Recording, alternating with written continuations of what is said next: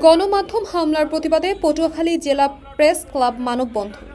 East West media গ্রুপের complex সহ বিভিন্ন গণমাধ্যম ব্যক্তি ও প্রতিষ্ঠানের সন্ত্রাসী হামলার প্রতিবাদ ও জড়িতদের গ্রেফতার করে শাস্তির দাবিতে পটুয়াখালীতে মানববন্ধন ও প্রতিবাদ সমাবেশ অনুষ্ঠিত হয়েছে।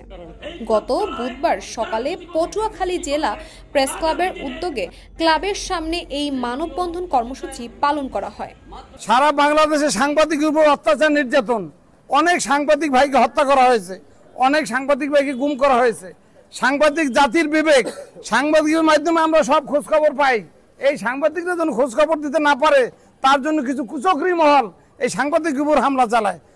আপনাদের কাছে অনুরোধ থাকবে যে আসলে আমাদের পাশে আপনারা থাকবেন। আমরা সার্বক্ষণিকভাবে আপনাদের পাশে আমরা রয়েছি এবং আমাদের প্রতিষ্ঠানগুলোতে আমরা হামলা করে বা আমাদের ভাঙচুর করে এতে কোনো আসলে ফায়দা নেই। কারণ হচ্ছে আমাদের যে কাজ, আমাদের যে ন্যায় নিষ্ঠার যে কাজগুলো থাকবে সে কাজ আমরা চালিয়ে যাব এবং আপনাদের পাশে থাকবো। এটাই আসলে আমাদের প্রত্যাশা এবং এটাই আমাদের কাজ। ওই তারেক রহমানের ভারপ্রাপ্ত চেয়ারম্যান সাহেবের নির্দেশনা আছে, কোন সাংবাদিক সহ কোন হিন্দু মুসলিম কোন দোকানপাট ব্যবসায়ীদের উপর হামলা করা যাবে না। ইতিমধ্যে তারই নির্দেশনায় তারা নামলাম মাঠ পর্যায়ে জামাত ইসলাম, বিএনপি সহ সকল কর্মকাণ্ডে আমরা কিন্তু কোন প্রকার হামলা যাতে না হয় সেজন্য পাহারাদার হিসেবে আমরা আছি। সাংবাদিক ভাইরা, আপনারা আমাদের সাথে থাকবেন, কোন প্রকার হামলা যাতে না হতে পারে। আজকের এই প্রতিবাদ সমাবেশের মাধ্যমে আমরা যে সমস্ত সাংবাদিক নিহত হয়েছে এবং যারা অন্যান্য ছাত্ররা নিহত হয়েছে তাদের রুহের মাগফিরাত কামনা করছি। পাশাপাশি বাংলাদেশে আন্দোলন করতে গিয়ে স্বৈর শাসককে হটাতে গিয়ে যে সমস্ত ভাইয়েরা আজকের বিভিন্ন হাসপাতালে চিকিৎসাধীন রয়েছে তাদের সুচিকিৎসা দাবি করছি। বিগত দিনে বিভিন্ন সাংবাদিক তাদের পেশাগত দায়িত্ব পালন করতে গিয়া বাংলাদেশ সহ পটুয়াখালী জেলার বিভিন্ন উপজেলায় অনেক সাংবাদিকের বিরুদ্ধে মিথ্যা মামলা দায়ের করা আছে।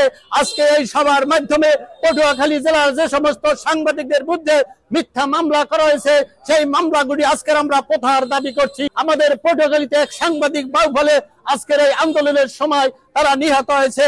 ওই পরিবারকে আজকের সরকারের মাধ্যমে আমরা ওই পরিবারের পুনর্বাসন দাবি করছি।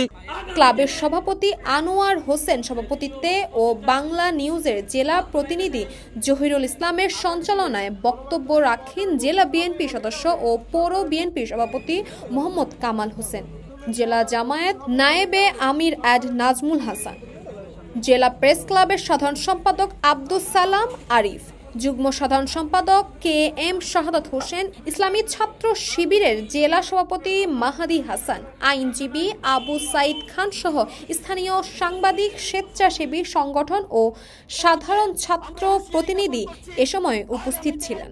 এ সময় বক্তারা বলেন, বিগত বৈষম্য বিরোধী ছাত্র আন্দোলনে দেশের অনেক সাংবাদিক নিহত হয়েছে, অসংখ্য সাংবাদিক এখন পর্যন্ত আহত হয়েছেন। তাসফিয়া তাবাসসুম, এই সময়, ঢাকা।